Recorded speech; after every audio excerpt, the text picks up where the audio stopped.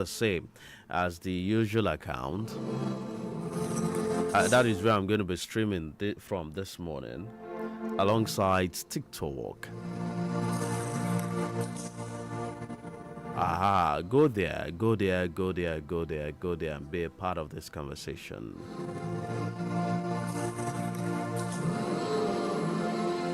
Go there and subscribe.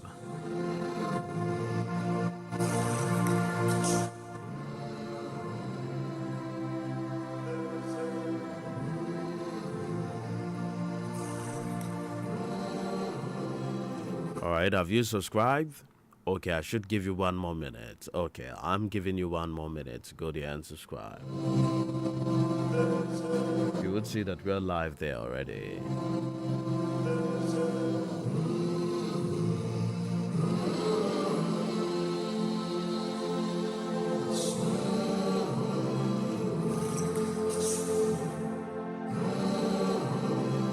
You know the saying, they say that when their house appears to be crumbling, a wise man does not pray for the roof. He starts drawing the plan for a new home.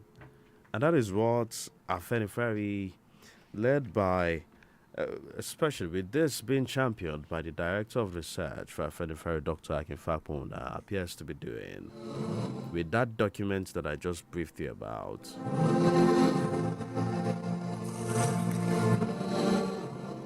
And you know what? Afenifere, especially Dr. Akinfakpunda, is saying this is not a position paper. This is something really serious, especially one that will change the trajectory of governance in Nigeria. He is making it clear that, see, this centralized system no longer works. Or perhaps it doesn't work as much as we expect it to. And so now is the time to perhaps take some sort of U-turn and move into an era where each region would be responsible for its own fate. Huh? But the big question is Nigeria even ready for a regional constitution? One that exists or perhaps exists alongside or perhaps instead of the 1999 constitution? That's a question that we'll be looking at this morning. Now, joining me via telephone this morning is the architect of this vision, Dr. Akinfakpunda. This is not the first time that we are having this sort of conversation. Recall I said earlier, that document about returning us to an era of parliamentary system, a regional system. I think that was sometime early last year when we had that conversation with him. And now he is back for a more robust, conversation that we would have this morning. Good morning, Dr. Akinfakpunda. Thank you for joining me or joining us on Reflections on Adami Mogo 93.1 FM. Good morning to you. Good morning to listeners all over Western Nigeria, all over the world. Good morning. I'm glad to be here.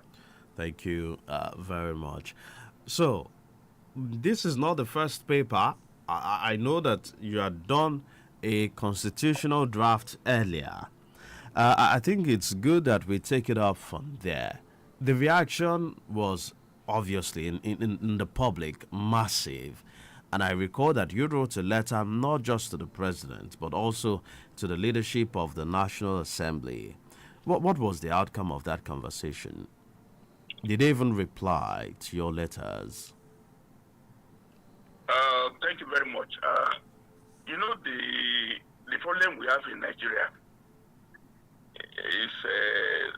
is similar to the problem in the Bible when you have the wall of Jericho. The wall of Jericho did not just fall down. It took a massive effort of the Jews to push the wall down. The political class in Nigeria, they are feasting on the little money available to Nigeria. Crude oil money. The crude oil money is not sufficient. They are borrowing massively to just finance a profligate lifestyle, buying SUVs, commissioning big buildings, renovating federal secretariat, not addressing the problem of the masses. So they are busy. They are paying themselves millions every month. They don't want to leave it, so it's not going to be easy. It's not easy. When we talk, they know what you are saying, the truth, but because they're just feeding on the masses of Nigeria. And even Yoruba leaders, senators, they don't talk, they don't say anything because we are trying to be reasonable to them now that look, time is expiring gradually. We should not wait for a violent revolution before they can say reason. So the House of Afenifere is now even changing gear. We have been talking about the kind of house we want to build, but we never designed the house. We just want a better Western region. But how will Western region look like? We never done it, so we have now done it. We have painted a picture of how Western region will be when the change comes. So right. our initiative now is for the people at the top in Abuja, then for the Yoruba themselves to know that they are in bondage, that we are in a slave situation, that we have to be freed from where we are now. This is a defining moment, and we are going to really put a lot of fight in the next couple of months about this matter. That's quite interesting. If you say that the Yoruba people are in bondage, they would ask you, how? Is the president not a Yoruba man? In fact, the more reason why Yoruba man, President Tinubu, a gentleman, we don't used to agree with him, but whether we agree with him or not, he's on the throne. Somehow, Providence gave him the chance to lead Nigeria. He's the only person who has credentials of restructuring that we know in the Nigerian system today. He ought to have done this, what we are saying now, instead of the so-called fuel subsidy removal mantra. But since he has not done it, we just need to remind him that his time is expiring. If he leaves the throne, who else has credentials of restructuring? It means we are dead in the next 20, 30 years. Are we going to preach to who? The Fulani parents to come and restructure Nigeria? Or somebody from the east? So we are in the last ditch effort now. We have to do all that it takes. That's why the letter took a very conciliatory tone. We are appealing to his sense of reason, sense of good judgment, that we cannot afford not to restructure Nigeria for Yorubas to have their own space. We are not calling for secession, but we want to have our own. It's like you have a street, no fence in your street. You want to fence our own area and have a gate so that who is coming want to know. This is what we have in mind in Afenifere now. Are you pinning it down to just the Western region because the other regions don't look serious about this same idea? To be honest, all Yoruba now to say we don't care. We just want. I'll take care of my children now. My children is my children. My house is my house. My family is my family. If the whole street don't want to put fence around their house, I want to put fence around my own. Is that not a fair way to think? The whole street has no fence, everything is, and yet thieves are coming anyhow. Okay, we are saying, let us ward our own area. We want to control the area. Let others do what they like. But in fairness, others want the same thing. Even the South South want resource control. They want to be on their own too. But Yorubas are always the leaders. We led in 1954. We led in 1979 with along with democracy. UPN was a good government then in Yoruba land. We want to lead now. So others will follow us. They will follow us. All right, others will follow you, but let's talk a bit about this draft constitution for Western Nigeria. Earlier, before I brought you on, I was sharing some bit of summary of the entire document based on what I have read. But again, I'll just like you as the author to give us a brief of what are the key parts of this draft constitution for the Western region. Oh, fantastic. We just want to be governed in a very modern way. What we have now in Nigeria's situation is governance for politicians, by politicians. Everything is about winning. Once you win, you control allocation coming. All the governors are just on their own. Nobody can challenge them. The commissioners have no voice. All that stuff, they have no voice. They just use one line vote to control the money in all these 6 states in Yoruba land and then all over Nigeria. The thing has to change now that we want the citizens to take control of their affairs. If we have a parliament in Western region, parliament members will be in charge of government. The premier or whoever he is just one of the elected members of parliament. It will become a premier by the grace of his colleagues who are equally elected. And they can pass a vote of no confidence in him. They will appoint commissioners for him, also from inside the parliament. Leaders in Yoruba land has no right to take his friends, his girlfriends, No. You are elected to be coordinator of government.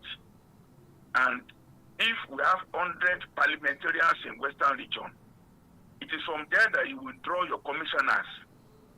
They are equally elected like you. You see the fundamental change? Very fundamental.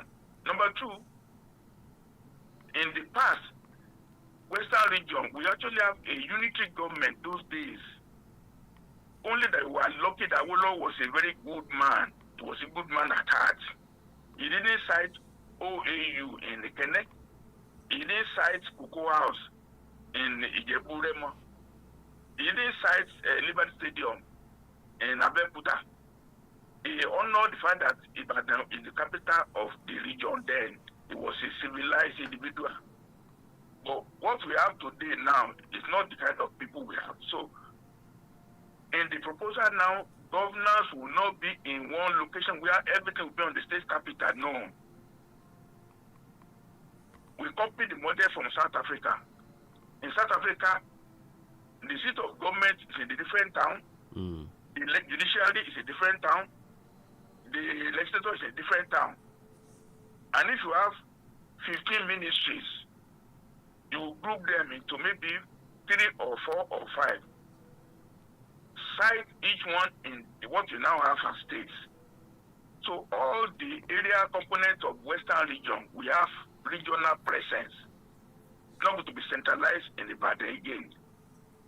There are so many things in the document that yes, I can talk, but let me just wait for your questions. Indeed. And one of the things that the document talks about, interestingly, is a remapping of some sorts, of the current system. It abolishes the style of states and instead says some of these states become provinces. And you made 2 inclusions that are really interesting. One is the Ogboi people from the Ogboi province from carved out of Kwara State.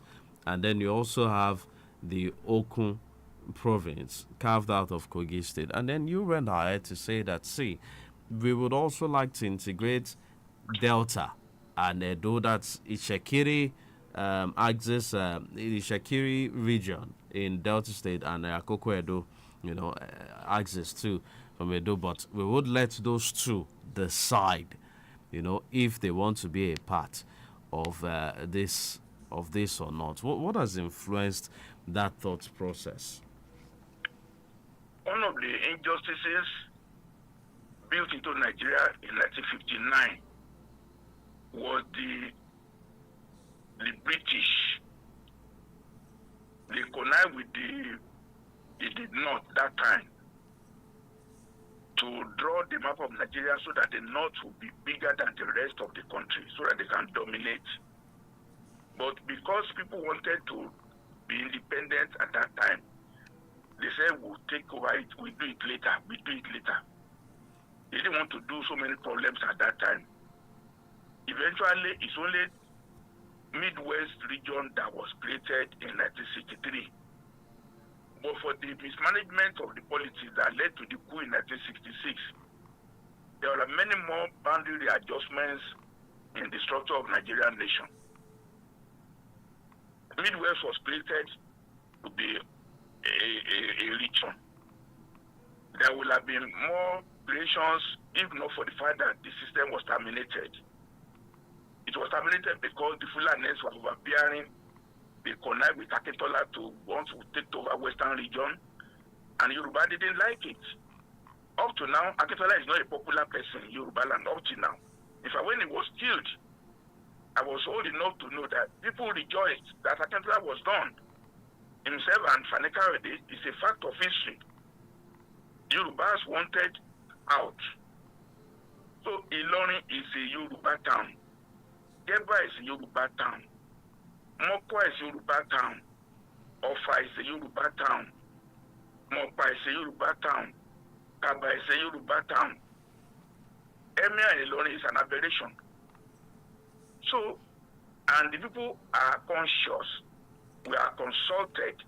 They are FNFA members. There is former Colonel Osadebayo who was governor of Kwara State. He's a bona fide Yoruba person. Okay, we drew a map now. It's a proposal.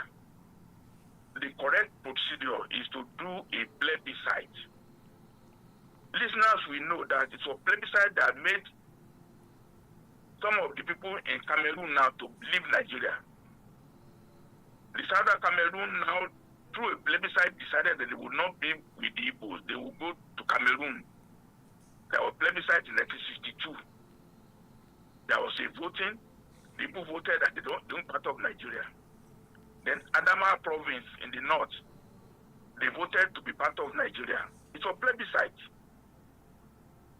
So the leaders want to part of Yoruba land. Under the new proposal now, it's not by force. There will be a voting referendum plebiscite. People will decide formally, yes or no. Do you want to join our Yoruba people? If they want to join, fine. If they want to join, we are giving them a perfect landing. They are not coming to be slaves to Ijeshas, to Ijebus, to Egba. They will be on their own.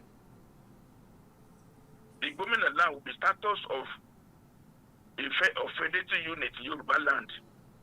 The Okuns also have the same status, like Ekiti State, like Osun State, like Oyo State now. So we are welcoming them with open arms to be free. They are not going to become under bondage of the existing 6 states. But doctor, on their own. But doctor, don't you think that this is going to create some bit of ground for insecurity? Because we will definitely find people who are not who are opposed to this arrangement and would go all the way to fight it out, even if it means resorting to uncivilized means. Don't you think that this idea in itself is likely to instigate or incite violence? Look, my listeners and my brothers, when you want to argue back to a new child, some children come very naturally. The woman will never even know that they are delivered the baby. Some childbirth are very difficult. You have to do cesarean section. Is it not true? So the birth of a new Western Nigeria might come so flawlessly that we will not even know that it has happened. Like you deliver a baby, the woman will go to labor within 2 hours. The baby has come. Some women also have 3 days of labor and blood with plenty. But the problem is that you want to have a new child. You cannot have a new child without some blood. We pray the blood be very small, not plenty. But you cannot be fearful of blood and you be in a maternity ward. It's not possible. It's just an act of nature. So we pray that the blood will be very minimal. All countries of the world, there is no way you bring change, fundamental change, that some people will not resist. But will majority prevail? Will good reason prevail? That is the question.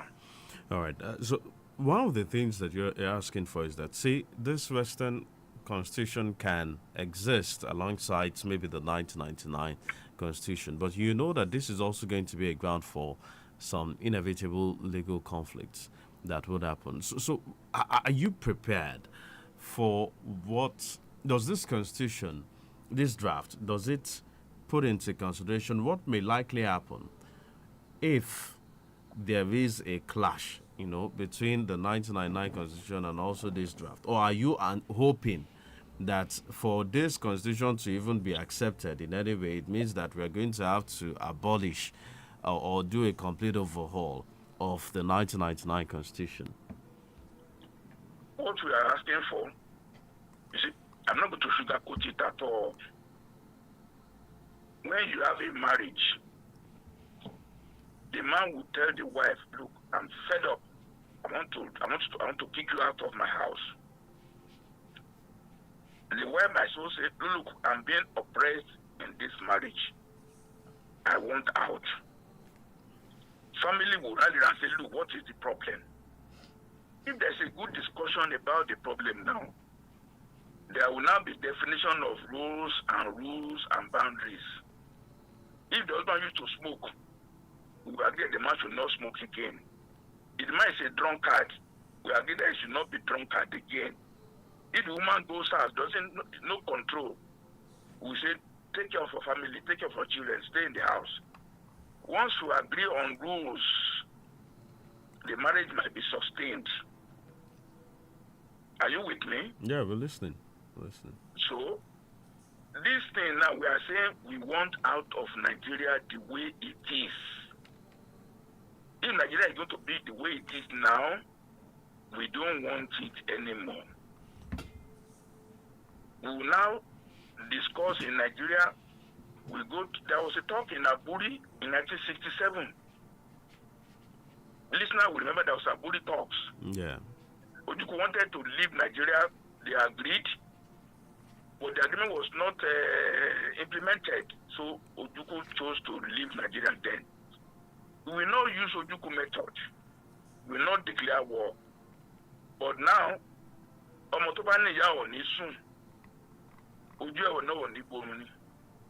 from now onwards, when this document is presented to the government, present to all leaders of Nigeria, we are not going to rest again. This fight is not for me as an individual. It's not for Afenifere as a body. It's a fight of principle. It's a fight for justice.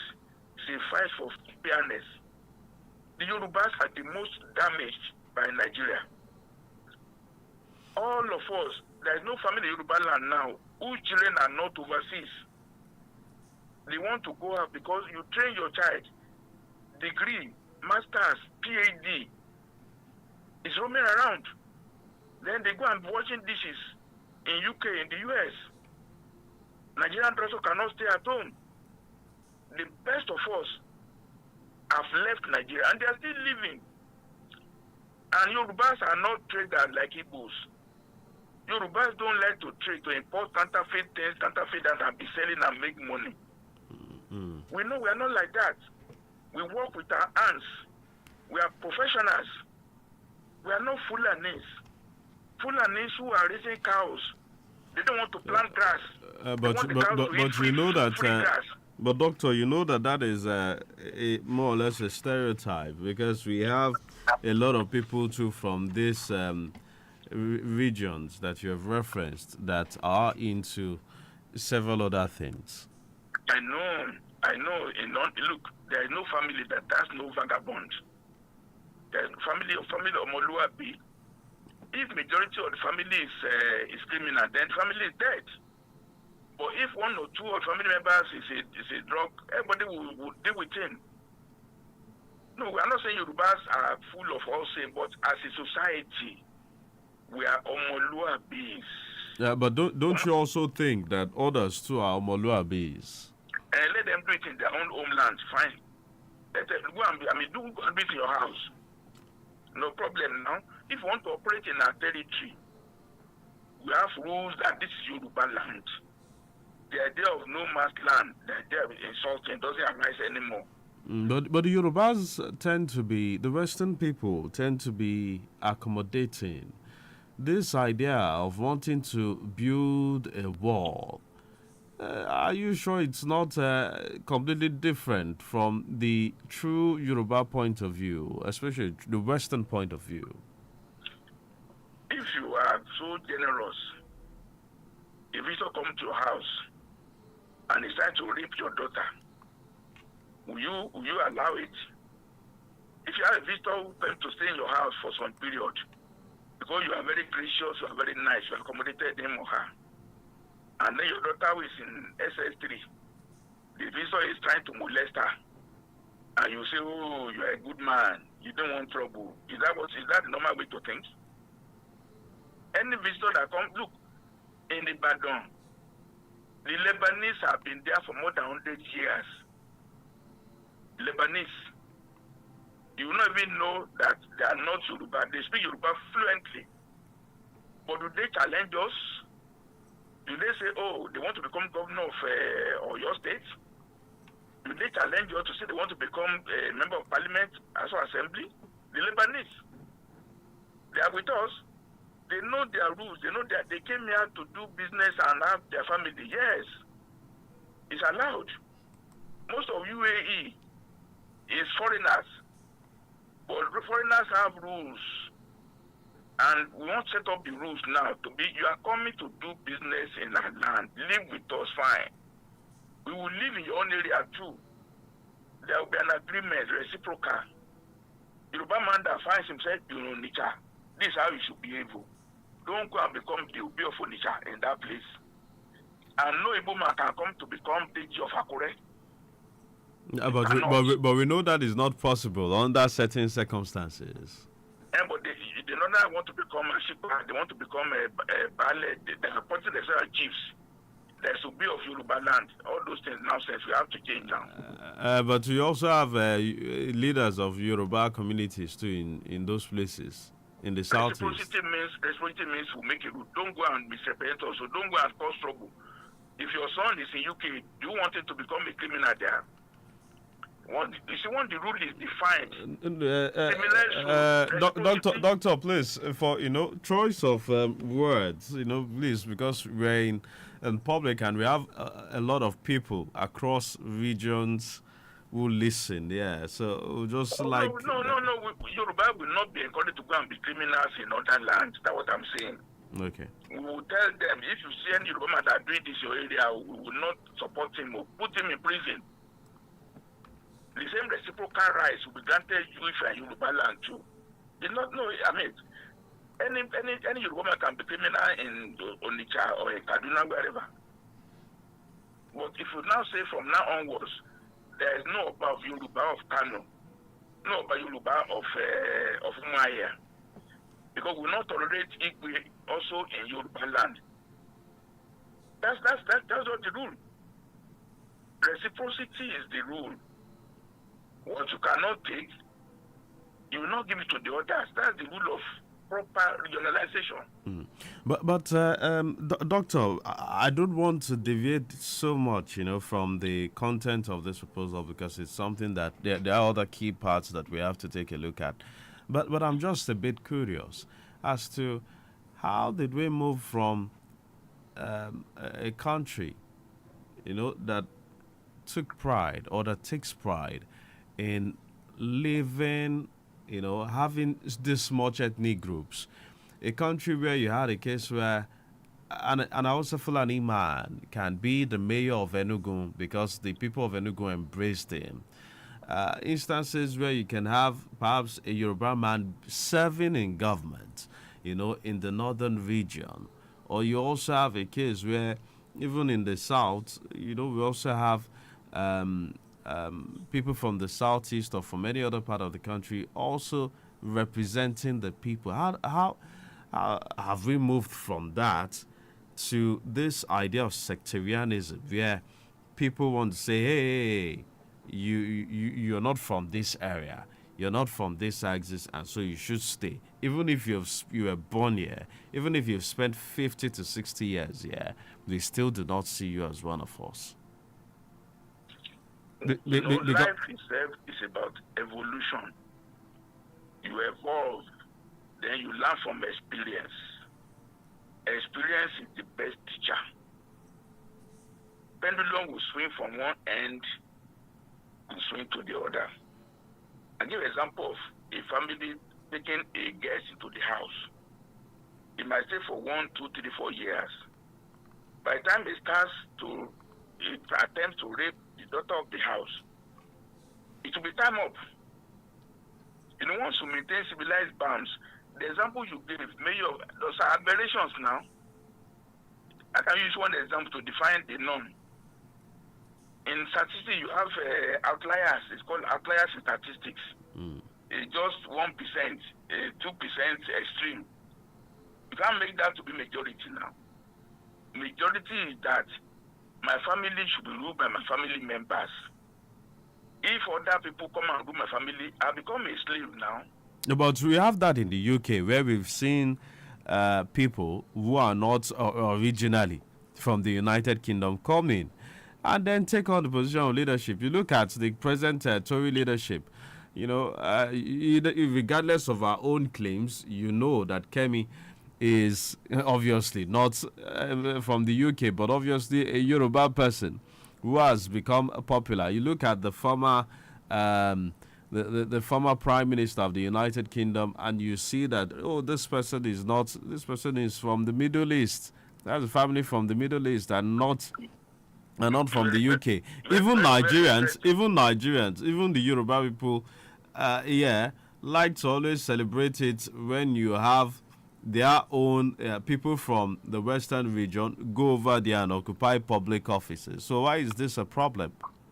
Very interesting, very interesting. The example you gave is so nice. Britain occupied India, they occupied Australia, they occupied Canada, they occupied Nigeria, they occupied Ghana. They plundered the resources from these countries. Britain has nothing. Everything Britain has now was stolen. Even they stole the artifacts from Benin, from Ife.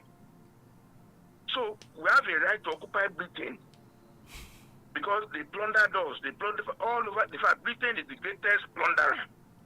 They plundered the Chinese. They introduced opium to destroy the society. Now that Kemi Badeno is not pushing back, anybody who is in Britain has right to it because their forefathers contributed through slavery. That's a different thing entirely. The Yoruba man plunder Igbo land. The Yoruba man plunder Hausa land or Fulani land. It doesn't exist. It doesn't apply at all. We have right to Britain because all they have in Britain was drawn from Nigeria, from Ghana. So Britain cannot even talk at all. They can't talk. They only everybody knows it's just whispering. They cannot talk because what is Britain? Britain has nothing. They don't make anything anymore. That's a different issue entirely. Okay. In Nigeria here, Yorubas, when I call Yoruba land, Igbos are guests, Hausas are guests in Nigeria because Lagos became the capital of Nigeria. So everybody has to come towards Lagos. We didn't choose Lagos. It is the Portuguese that chose Lagos as capital of Nigeria in the first instance. So being federal capital from 1960 to about 1987, it has its own value. So we have to accommodate them a little bit. You can't see as many Yorubas in Igbo land as you see them in Yoruba land now. This is how history has come about. But we come to a time where the push is becoming a shove. And we have to say, no, please stay within certain boundaries. Federal capital will be moved from Lagos to Abuja. So we don't have that advantage anymore. If Lagos was still capital of Nigeria, we will not be able to talk to, because other Nigerians have to come to the capital. I hope you get my point, listeners. Lagos is no longer capital of Nigeria. The residual effect of Lagos being capital of Nigeria is where we have so many people in Yoruba land. How many years now since Lagos has moved to Abuja?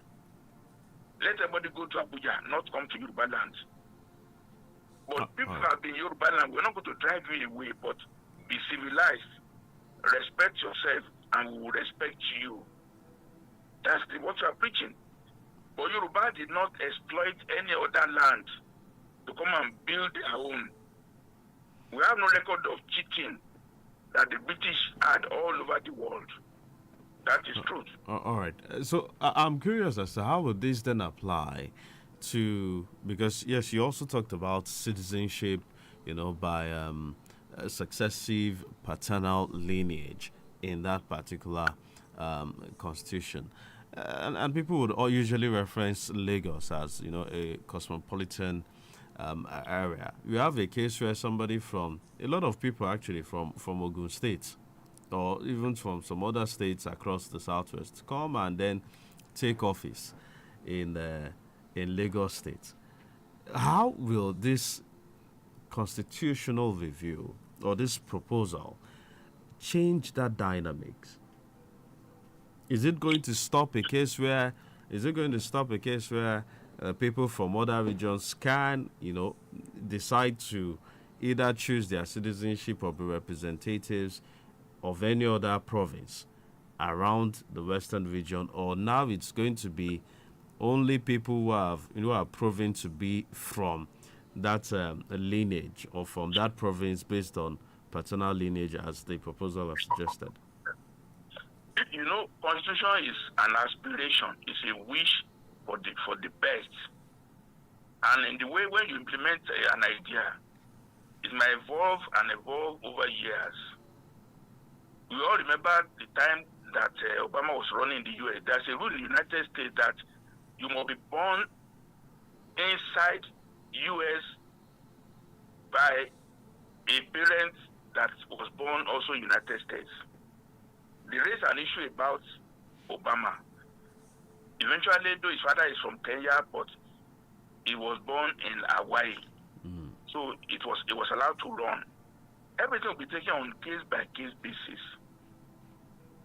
The rule now is that we are not Ghana.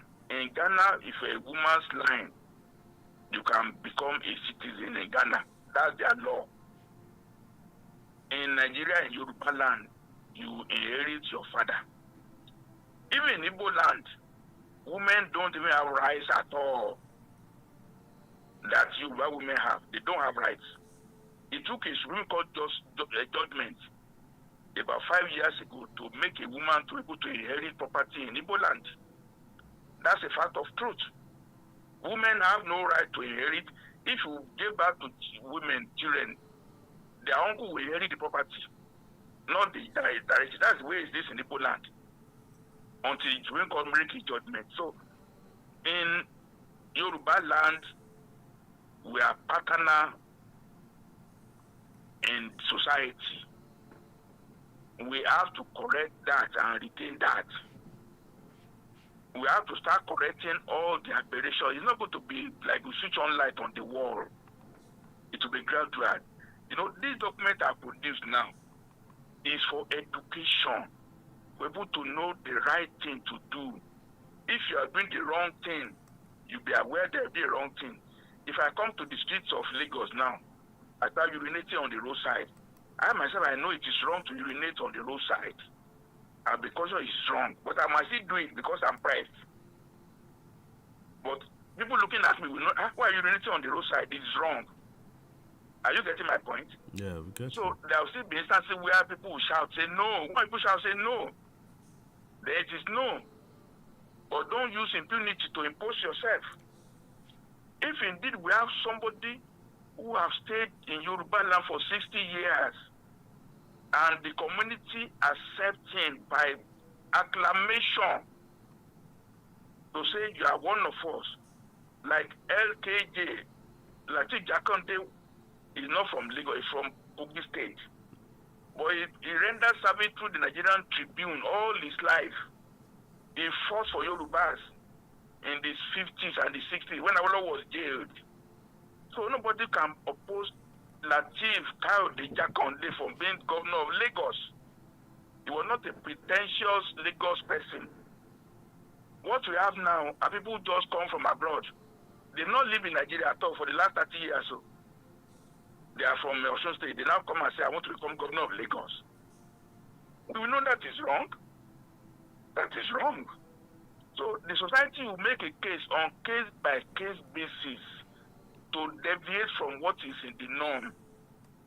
I gave you Jakonde's example now.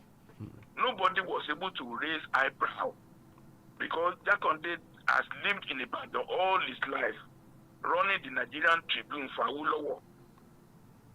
So nobody knew that he's from Kogi State at all. That's why he has become. That's relatively new information for a lot of people. Oh yes, it's true. And when he chose Rafiu Dafojo, a Muslim, to be deputy governor, nobody raised any brow at all. You don't even know he's a Muslim at all. You won't know. He put his religion totally in his house. So nobody was attacked on the, he's a Muslim, he's wearing hijab. No. So there are people you know that this might just an opportunist. You will know it. It's an opportunist. You know? You also have done series of community services that show that you love the people over 10, 20, 30 years. The community have accepted you, then you be an exception on merit. But not because you have money to buy delegates, then you become governor of Lagos. You use money you got from all kind of smuggling. That's not going to be right. That's your truth. Okay. All right. Because you've continued to reference Lagos, I'm wondering, is there something or somebody in mind, or this is just a scenario?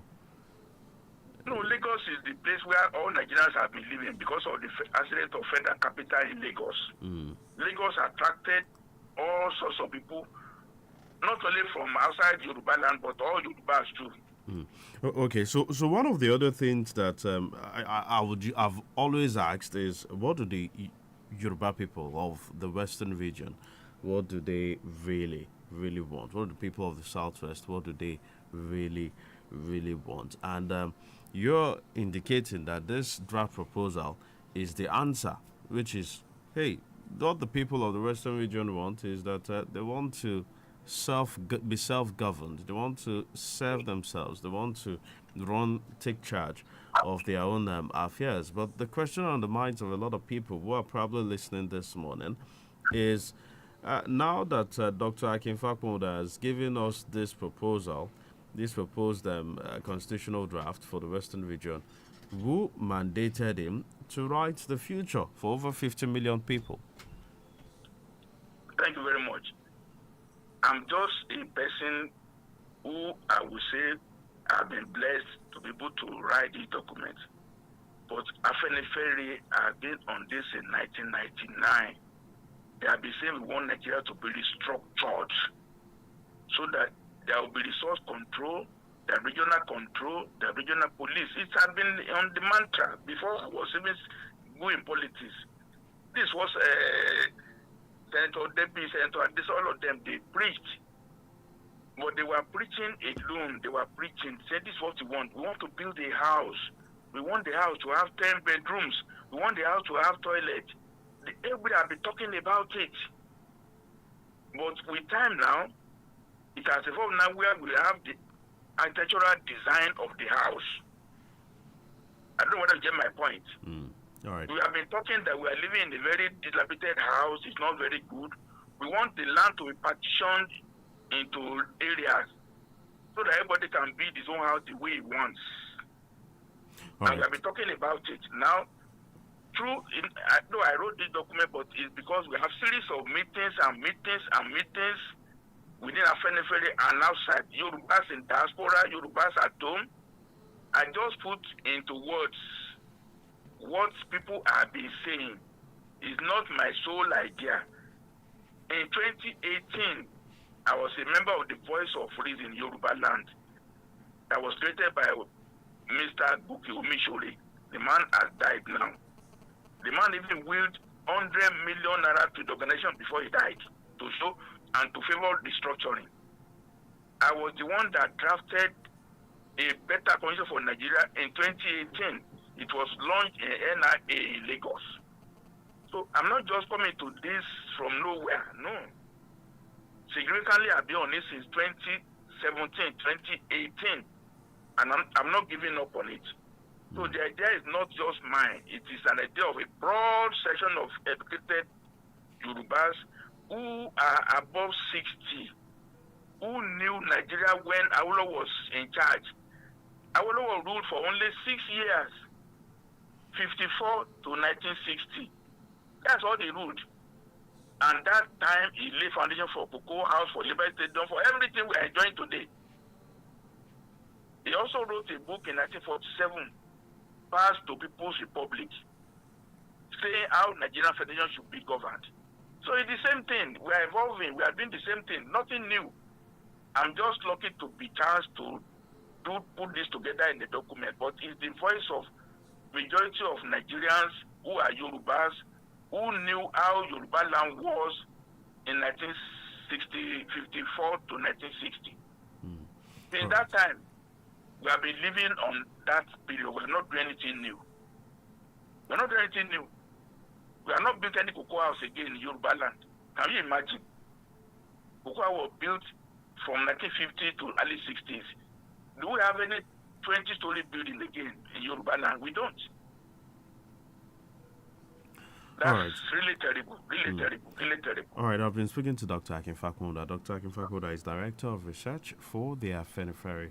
He is also the architect behind the draft constitution for a proposed Western region. You can be a part of the conversation. Just go to our YouTube at Damimogo 93.1 FM and watch the conversation there. Just also make sure that you drop your comments. You're also live on TikTok. And we'll open the phone lines shortly so that you can reach out via the phone lines, which we will call in a moment. 0805 5888 193. 0805 5888 193. Don't worry, in another. Okay, the calls are coming. We will just take one before we continue with the rest of the conversation. Hello, good morning. Hello, good morning. Okay, well, yes, just in another 2-3 minutes, we would allow you to be able to call in and make your contribution. So just hold on a bit.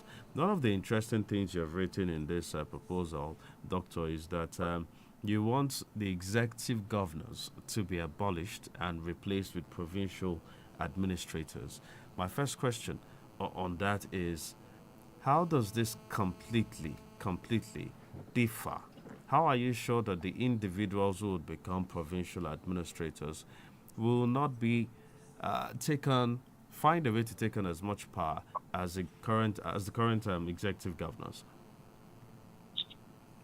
Let me give an example. I'm from Osun State. I'm from Elisha in Osun State. If I now, first of all, I won't compete to be a provincial administrator. I will not. I will compete to represent my people in Elisha regional parliament. Municipality. Okay. When we get to Shogbo, there might be 30 or 40 of us who have been elected from Elisha municipality, from Igbo, from Ife, from Odeomu, from Ikirun. It is then that we now meet who among us can lead the government of Osun State. We will change our CVs. And, they said Dr. Konda, he read agriculture, is an IT person, okay. And then I will campaign, can I be the leader of the government? In the parliament there, they will elect me as leader of the government to cross from the legislator to the executive. They will elect me. If you elect somebody now, you can withdraw election again later if you're not doing well. Again, who is going to be the commissioner for agri, commissioner for wars, also to be elected from members of the parliament. They will be member of parliament, not from outside. If I'm the provincial administrator for Osun State, I have no power to do anything on my own. I must sit in parliament every week because I'm first a member of parliament. They don't need to summon me at all. Constitutionally, I'm a member of the parliament. All my cabinet and government were also members of parliament. At least once a week, we must sit with all our members to tell them what we are planning to do. Are you getting my point? Yeah. So, and I will not be in the government, in the document, I must not appoint any special advisor, anything. I must appoint only civil servants who are career officers to become my special assistant, to become my this, only civil servants who are salary paid, not to go and bring my wife, my children, everybody to come and become SA in the governor's office. No. We want to make it a position of service. You ought to have accomplished something in your life. You are not looking for your first cell phone. You are not even looking for your first jeep to become a leader in Yoruba land. It all you ought to have become accomplished for your colleagues to vote you in. You are not going to do the way it is now. If I want to become governor of Osun State, I have to appoint somebody in Igbo, in Odeomo. People don't know me. I live in Abuja. But because I have big money, I will appoint campaign people, and I will have people going to read for me, and I become governor. Okay, look, let me give a practical example. Seyi Makinde never lived in Oyo State, because seriously, he never lived. He was based in Port Harcourt. He was enjoying contracts with the oil companies, but he made money. He declared 2 billion assets when he became governor. He never knew Oyo State at all, but he had money to buy delegates. That's just the truth. I'm not saying he did anything wrong. Do you have proof that he bought delegates? Okay, if you don't buy delegates, how do you win under the brain system? You have to pay that transport minimally. If you want to do primary now, if you don't pay transport, 20,000, 50,000, will they come to voting center? All right. So, how are you sure that are you ready for the political war that the governors are likely to wage against you and this document, against the Afenifere, this document? Because what you're implying is that you want to make them less powerful if some of them eventually even become provincial administrators. No, valid question. It is not made to fight. Do we want to, or every individual Yoruba person, do you want to remain slaves to the governors the way it is? We are the one to say no, not anymore. And then if you are serving now, you will serve your term. We are not saying you should resign immediately. You are elected under a process. You finish your term. The person coming after now has a different dispensation. Then you will know that's under a new rule. It is not immediate effect, military imposition, no. Makinde will serve his term. Adeleke will serve his term and finish. Under a new term, once the constitution is promulgated into law, the new rule will apply. And I would not need to spend money. Once, if I say I'm running from Osun State now, I will campaign Ilesha where I'm from. My name is known among Ijishas. If they take me as a Moluabi that can represent them, I don't need to campaign even. My name alone is enough. My family history is enough. I don't need to be introduced to Ijisha people. But I need to be introduced to Igbo people. I need to be introduced to Ife people because they don't know me. But I went to Ilesha Grammar School for secondary school, for HSC. All my classmates, majority are Ijishas. So if they vote me in, it's to honor me for my service to Ijisha people. I don't need to pay for it. In fact, they have to come and beg me to say, you represent us very well. This is what we are asking for. If I now come to parliament in Osogbo, And they will have told all that people, this shaman is a nice person. Oh. He has done this, what he has done with his life. He's not asked to make money anymore. He has his own car. His children are all graduates. So you'll be based on what you have achieved in your life. It will be known by your people in your own locality. Okay. You carry it forward. All right, Doctor, I'd just like you to hold your thoughts a bit while we take a couple of reactions. Hello, good morning. Okay, we lost that call. I hope that you can call back again. 0805 5888 192. 0805 5888 193. 0805 5888 193. Pardon me, 0805 5888 193. Hello, good morning. Hello. Yes, good morning. Yes, good morning. This is Allow Tawfiq Olainka calling from Ikorodu. All right, Mr. Olainka, good morning to you. Let's have your thoughts. Yeah, I really appreciate everything your guest is saying.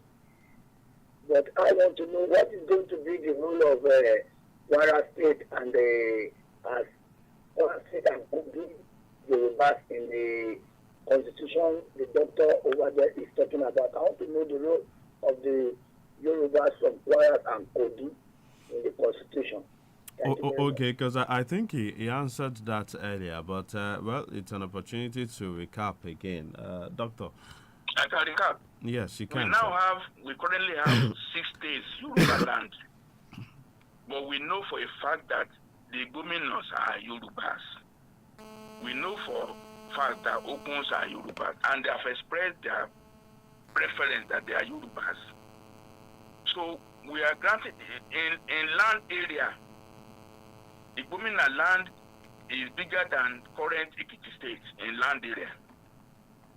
Because from Ofa to Ilorin to Mokwa to Jeba, they are all Yorubas. In Okun, Aba, even up to Lokoja. In territorial spread of land, they have the land space equivalent to Ekiti or Shun. Only Oyo is very big. Ogboi is also very small. So we are giving them the status of the existing 6 states. Don't forget that this constitution now, we are not to oppress anybody. Ibadan is not going to oppress Ekiti because Ekiti will be bona fide on their own too. You run your administration, you only pay contribution to run the regional government. And regional government is not going to be in Ibadan alone. Regional government will be divided into 8. In one area, there will be legislature, they will meet in one location. The government will meet in executive in one location. Judiciary headquarters, chief justice will be in a different location. The ministry dealing with utilities, electricity, roads and all that will be together in one place.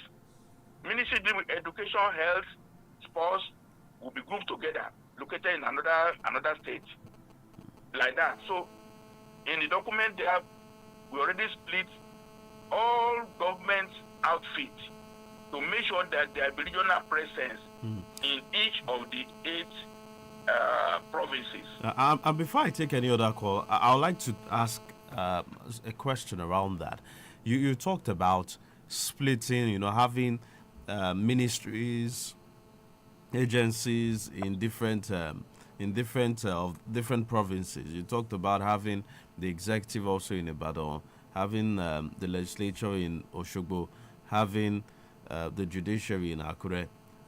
Do you think that the Western region, the people of the Southwest region, have the cost? Have you put into consideration the cost of running all of these things from all these different places? Very good question. Do you know, in my school in Abuja, it's a secondary school. I have started working in the United States. I have Starlink satellite link in my school, just a small secondary school. I have staff employed to work in the United States, and they are working. They resume at 2 p.m. because it's already 8 a.m. in US, and they work till 11 p.m. I'm just giving you a practical example that in that condition, the region will invest in fiber optics linkage with all the capitals so that you have seamless internet service between the eight capitals. Fiber optics link will be, initially we might subscribe to Starlink or whatever, but we are going to run the government with internet. We are not going to be pushing paper around, no. And you think that would be effective, because even international corporations now are saying that, see, this remote thing doesn't look like it works really well. But you know what we have now is an hybrid. If I said that everybody should be in Ibadan, that's a different thing. Some responsibility will be in different areas. So when you have Ministry of Sports, Ministry of Health, Ministry of Education together, at least you are running a functional unit to deal with social services. So it's an hybrid. We are going to, the way the world was 5 years ago, is it the same now? 5 years in future too, the world is going to technology. So we're going to use technology to manage. And in any case, life is about solving problems. The problem to be solved now is that we don't want centralized government in the background. It can't work anymore. We have to decentralize. The same we want Abuja to be centralized. We don't want to come into Abuja alone. We want to decentralize Western region too. So that each people will have a sense of belonging, sense of presence. You give a little, no doubt, you give a little, but you win more. All right, so let's take more reactions. Hello, good morning. Hello, good morning. Please turn down the volume on your radio set. Good morning, sir. Yes, good morning to you. Turn down the volume on your radio set. I've done that, sir. How are you, sir? Yes, fine, great. What's your name and where are you calling from? My name is Comrade Yusuf. Comrade Yusuf. Good morning to you, How Comrade are you, Yusuf. sir? I'm doing great this morning. Thank you very much. How was your weekend?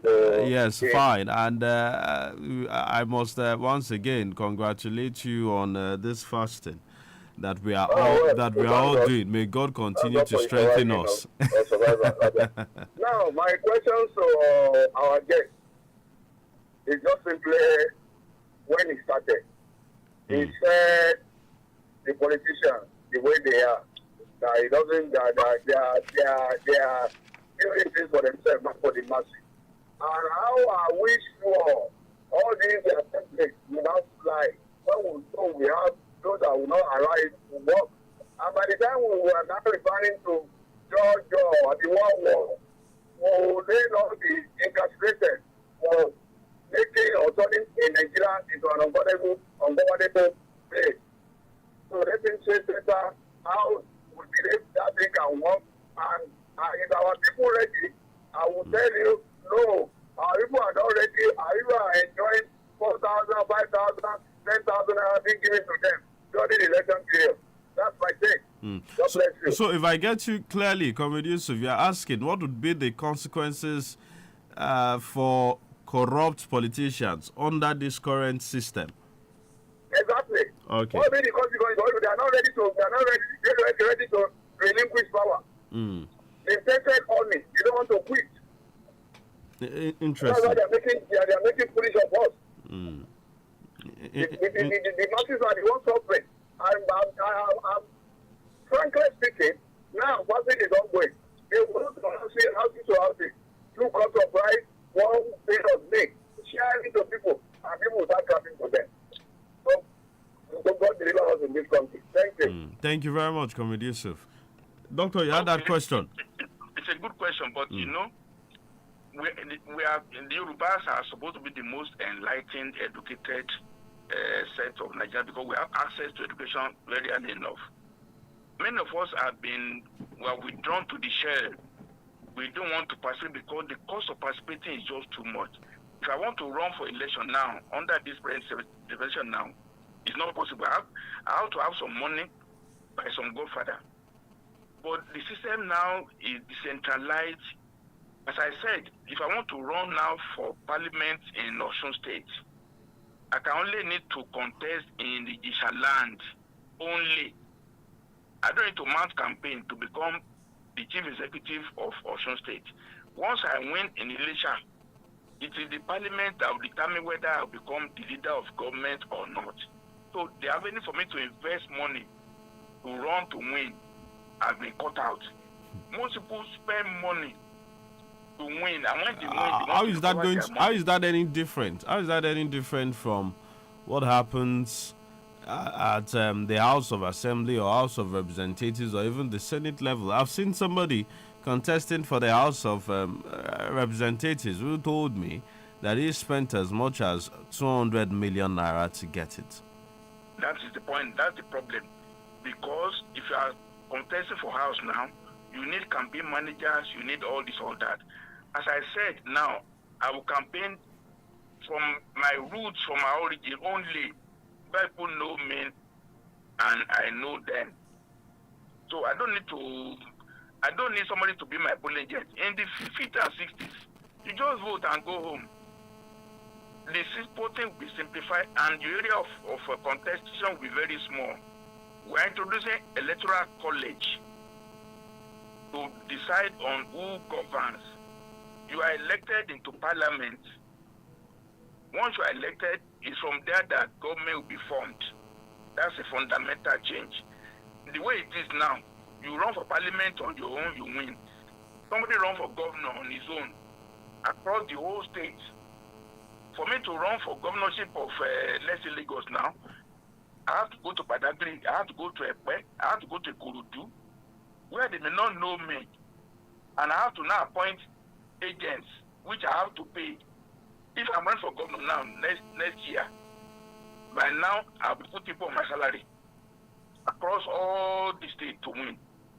But now, I'll be related only Ikurudu or Ekpe, and I'm a son of Ikurudu or Ekpe. Only sons of Ikurudu and Ekpe will contest to represent Ekpe or Ikurudu. So your area of influence, your area of campaigning is very small. But still, it doesn't rule out demonetizing the political system. Fine. If it is as who I came from, I'm 72 years old now. If I have to buy them to respect me, that's a different ball game. But human beings don't behave that way. But you just had comrades say that people don't seem to be ready. They seem really comfortable with getting that 4,000, 5,000 naira. Because I will give that money if I know when I get there now, I'll be the one to award all contracts. But suppose I know I have no official vehicle. In fact, if I were to win from Elisha, I don't need official vehicle. I will drive myself. I will live in my own house. I will drive from Elisha to Shogbo. It's just 30 minutes. The cost of my being a member of any level is reduced, totally reduced. I don't need enforcers. I don't need people to gather around me. I don't need polling agents at all. Are you sure that Nigeria has not outgrown all these theories that you are bringing on board? No, these proposals the that theories you're was bringing on what board? happened in 1954 when Awolowo won it, 51, 52. That was when things were even very dark. Now, I'll form a WhatsApp group, my classmates in Lesha Grammar School, my schoolmates in University of Ibadan who know me very well. That's the means of my campaigning. I don't need to print big posters to start billboards everywhere. Just my name. Fakbonda, are you running? Example, for instance, now, I was asked to come and run for president of Lesha Grammar School Student Association. I said, I'm in Abuja, I can't do it. Simple. You'll be invited because people know your track record to come and lead. You are not there because you are coming to eat. Okay. You are coming there because you have been chosen by people to know that you're already taking care of your own problems. All right, Doctor, just hold on. Good morning to you. This is Dikin Ogudele from Ijegu. All right, Dicken, good morning. I listen attentively to your guest on the issue of Kwara. Kwara tends to be in the north because of the geographical design of Nigeria. It puts Kwara above the two rivers that divided Nigeria into three. That is why they say Kwara is in the north. Now, under the new dispensation, when the restructure is done, will that be reversed Now, during the lifetime of Dr. Namdi Asikiwe, the man, I know he's an old man like myself. When Asikwe was the president, we called him titular president. President without office. Now, when you see that the North are having upper hand, he made a statement. I will no longer remain in a place as will be regarded as second-class visitors. He resigned his office. The man can testify to what I am saying. He went out. So when he reached there, because of Operation Weather that was going on in Western region, he called Uwafo Orisu, who was then the president of the Senate. He said we will not be able to contain the situation in that Kaki Boys. Hence we have 1966 military intervention. Now, my advice to the present crop, so that they will not commit the same political suicide. Let them, the Olugbeminiyi say, tí ara wa tó bá ti mọ̀nà, ìgbẹ́ ló ń ṣe kí ni ló ń kó àwọn èrò ẹ̀yìn nínú. Àwọn tó wà, the people there this time, they don't know more than people. They were the people who enjoyed Awolowo's free primary education. I started in 1955 at age of 11 to be schooling. So these people now, are they helping us? Let them listen and make sure the life is easy for the common man on the street. Yeah, thank you very much, Deacon Ogunele. The question, the point you made. Yeah. Kwara, River Niger is at Jeba. River Niger point is at Jeba. So below Jeba now, offer all the other areas. 75% is under River Niger, not upper River Niger. That's a fact. So even if River Niger as a boundary, 2/3 of Kwara now is in the south of River Niger. Okay. All right. Besides, they are occupied by Yoruba-speaking people, Yoruba culture. They are not nothing relation with Fulanis, nothing relation with Nupe, nothing at all. They are totally different. They answer Yoruba names and Yoruba everything. So that area up to Jeba is River Niger, where the bridge is. All right. So, all right. We must look at this key part of the Constitution. I know we discussed this, I think, the first time we had a conversation, but I'm going to bring it up again. Your suggestion around whoever it is that is accused of corruption or accused of anything is deemed guilty until proven innocent, instead of the current system of being considered innocent until proven guilty. How do you think this would work effectively, especially in a situation where people tend to politicize a lot of situations? Good question. Now, the way system works now in Nigeria, if you are charged to call for corruption, prosecution will make his case. They fight charge, they make his case, they call witnesses. You now call for defense to come and defend themselves. From that point onwards, the two will start saying he wants to go to Hajj, he's sick, he's going to London, something is happening. The case will drag on so that the witnesses will not be willing to come to court again. There are many cases that are going on like that now. What the new system says is that once the prosecutor has finished presenting his case, and the judge says it might take one month, 2 months, 3 months, prosecution must finish to present their case that you are accused of corruption or stealing. From the day the judge says, defense, come and open your defense, the law says you have, I don't know whether it's 60 days, 90 days to prove your case. If within 90 days you are not able to prove your case, the penalty under the law, the judge will just invoke it. On the last day of 90 days, the judge will say, okay, you're not able to prove this your case, Do you have any plea for mercy, for some whatever? Then, so what is this thing now is that the accused doesn't have room to now keep waiting and delaying and delaying and delaying, knowing that the case will never come up. You know? So once you have been accused, you have 90 days. The only is now on you to say, please, I want the court to sit on day by day basis. I'll bring my own counter witness to prove that I'm innocent. The way it is now is open-ended.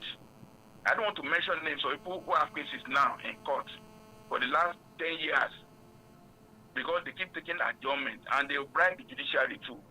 But everybody's hand is tied. You only waste time for the position to prove their case. Once it's been proven and you have to come and defend yourself, then the clock starts running. Otherwise, in 90 days' time, the judge will have to decide by law, by constitution, by law. Call for mercy. If the offense is for 10 years, the judge might say, okay, you have to plead for mercy. The judge might say, okay, serve 2 years. But you have no time now to just waste the time of the society. All right. People will now forget. All That's right. the fundamental point. All right, Doctor, in just 30 seconds, I noticed that, yes, there is the provision for, under the Provincial Assembly, you recommended something called the House of Elders. Good. But in this era, when we've been saying we want to have monarchs, kings, have more constitutional responsibilities, I noticed that that was missing. That's the implication of House of Elders. Every municipality will decide whether they want a retired permanent secretary, a retired judge, a retired military person, or a number of the area to say this is an elder of a society. Do you get the point? Okay. Everybody, all province will have right to decide who to represent them as House of Elders. And they are not going to run for any election, no. You just look at, let's say I'm from Ikurudu, we say, Anyango Ikurudu is going to be our leader. Okay, is taken to Ikeja. If there are 2-3 nominees from that area, it is the House of Assembly that will nominate, will decide on who they will pick. It's like you're running for student union election. Do you understand? Yeah. You just make a speech to the assembly that I want to be the elder representing Ikurudu or representing Ogboi. If there are more than one nomination, if there's only one nomination, then you are taking. Because nobody can decide who is the elder of Ikurudu. They might pick, as I said, a judge, a lawyer, or whatever. They might even pick a 40-year-old person if they know it's an activist that can represent the area. So it's a very simple thing. But when you now come in, you are now the source of morality of the province, source of morality of the region. Because they assume that each municipality must have chosen the best of the best. Who can intervene when there's a crisis? Yeah, but specifically, we're talking about, because now this is not limited, but I'm saying that specifically under this arrangement, what exactly would be the roles of traditional rulers? Traditional rulers are leaders. Retired permanent secretary are leader. We just want the municipality to decide on who they think will lead them. They will discuss among themselves. Do you want Anyango Ikurudu to be going to Keja all the time? We can say no. He himself might say, look, I have somebody who is a retired permanent secretary from Ikurudu. Let him be. If people say, no, it's the Anyango himself that they want, the people in Ikurudu, I'm saying no, so be it. So be it. But you don't want Onofe now to be the leader of Ife people in parliament in Osogbo. Is that what we are going to? Is that what will happen? Most likely, Oni will nominate somebody as a bona fide son or daughter of Ife. Okay. That will be from the source of Ile-Ife. That will command the morality and respect of Ife people. All right. Thank you, Doctor. Let's take more contributions. Hello, good morning. Hello. Okay, please keep trying. 0805 5888 193. 0805 5888 193. Not 192, 193. That's the one you should call. 0805 5888 193. Hello, good morning.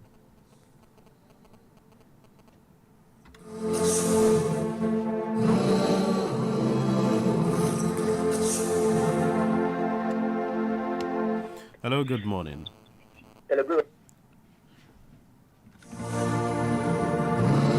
Okay, I'm not sure what's wrong with that line, but hey, please keep trying. Okay, doctor, it's been a really, really interesting time. We can't really exhaust all of these conversations because I know that it is something that we would continue to talk about. There are parts that we are yet to even fully explore at all. But one of the things that also is of interest to me is that you set a timeline for this draft constitution to come into place. You want this constitution to take effect from this year, October this year. Is that a realistic timeline? It is. If you agreed, it may be, it may not be. But if you agree today, it will take 3 years to even achieve. So it's not as if you switch on the light on the wall that, oh, that. It's just to say, agree in principle that we are switching from one to the other. Massive education. From this moment on, this is my first interview on this matter now. Yeah. I'm contacting University of Ibadan to agree to hold the symposium on it. I'm contacting University of Malaysia to hold a series of, to enlighten people that, look, we have a new order we are bringing in.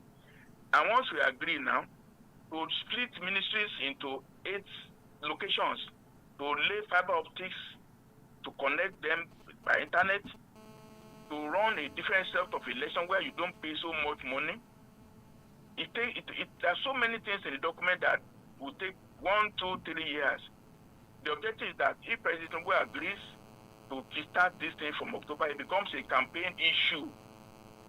And then implementation will be from 2027, 2028, 2029. It's a good agenda for him. He will become the father of modern Nigeria if he agrees to this. All right. Hello, good morning. Hello. Yes, good morning. Yeah, Mr. Sam, finally, over 45 minutes. Ambassador Musbao, sincere apologies, yes, but let's have your thoughts quickly. I've been listening to him. Fantastic idea. But my concern is that Nigeria, the way how do we try to deal with this? Nigeria as a country, the way we are structured, that's why we found ourselves where we are today. Now, this idea is like a chicken, and at the hawk is all scared looking. How is it going to protect this chicken from the hawk that we're all scared looking at the chicken? You know how you understand me very well. How is it going to protect this? Is it the people? Can you break this down, Ambassador Musbao? Can you break this down, Ambassador Musbao? Okay. We can hear you. We are saying that. Can you break down your question? I should know. Okay. How is it going to protect it? The people. How do you carry people, mobilize people to buy into this idea? And traditional aspect of it, where one of us want to become a chairman, or than others. Do you remember in the times? And Agule Ramole, how do we tackle this issue? Because this issue has on ground for a long time. Thank you. Let me stop there. Okay, thank you. Thank you very much. Yeah. You, my brother, you alone, once you are persuaded that this is a good idea, then you are my evangelist, you are my apostle. We want to persuade all of us. When all of us, that's what democracy, massive movement of people who believe what they are saying is right. And we have to pressurize. In the beginning, I said the wall of Jericho as a Christian. Wall of Jericho was a very big obstacle before the Jews. But at a point, they mustered all energy. They surrounded the wall and they put the wall down, and the wall gave way. Okay. So it's not a tea party at all. All right. Hello. Good morning. Hello. Good morning. Yes. Good morning. Your name? How are you, sir? I'm fine. Thank you. Yeah, this is Comrade Yusuf again. Okay, Comrade Yusuf Question, coming back. this system coming on board, is it going to work on the old existing program or governance, or is it going to be a new thing entirely? If it's going to be a new thing entirely, how does it going to work?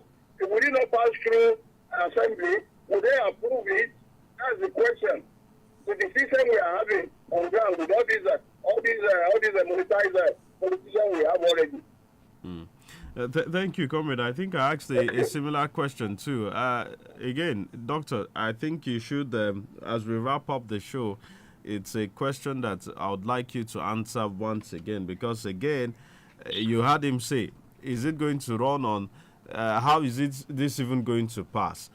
Two, you know what it means when you have new wine in old skin, or old wine in new skin, depending on how it is. Are we going to have this current crop of politicians also run this new system? How is it going to look like? It takes one leader. Tinubu said subsidy gone. The effect now is that we have petrol all over Nigeria. Is it true or false? Petrol is now available. We are not looking for petrol anymore.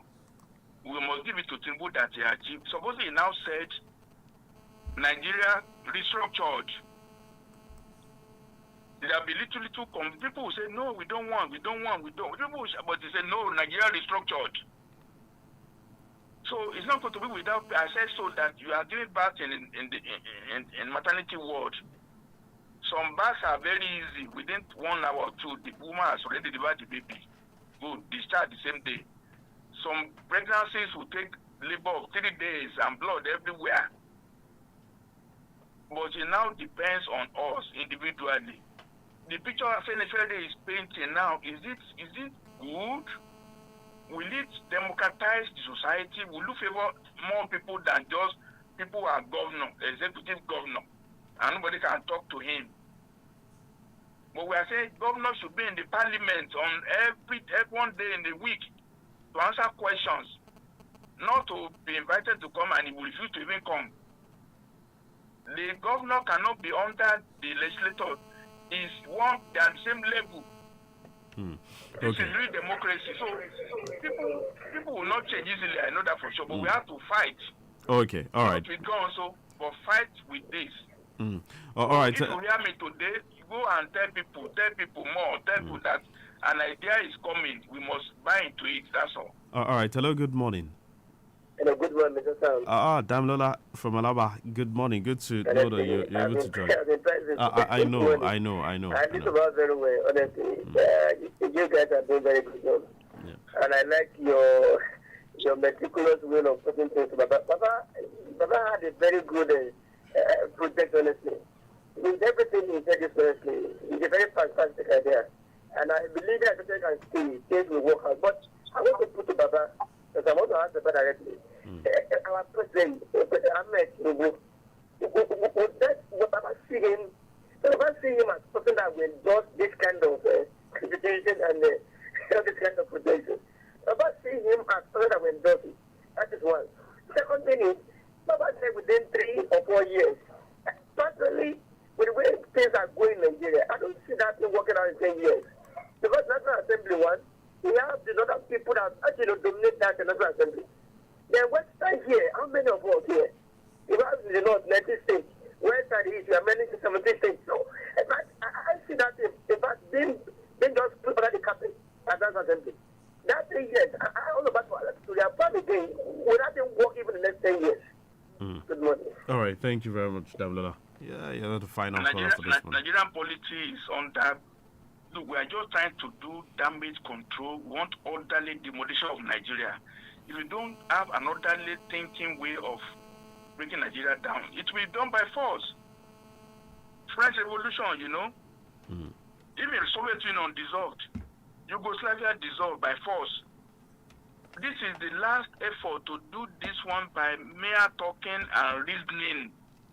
But if we don't reason, the bandits are occupying, they are coming to Yoruba land now. They have reached Kwara, they have reached Kogi. When we are overrun, we will not have time to talk anymore. I heard now that in Ekiti State, they kidnap people. They are saying you go and bring 5 virgins as ransom. This is what we are facing. Either we fight with our brains now to say, no, we want to pull out of Nigeria that cannot protect us. We want to protect ourselves. In the document that's Amotekun, that will be in the boundary areas of Yoruba land. They will stop him from coming in anyhow. It's there in the constitution. So there are many things there that if we just do as if nothing is going to happen, we will be defeated totally. We will become slaves in this country. God forbid it, but we need to think. Don't let us continue holding on to what we have now. What we have now is not good. It's not ideal. This is an orderly idea from House of Afenifere, and we are providing leadership. Okay. All right. Thank you very much, Doctor Akin Fakunde. It's been a pleasure having this conversation with you. We are only hopeful that things can get better in Nigeria. And I don't know, we would like to have this conversation again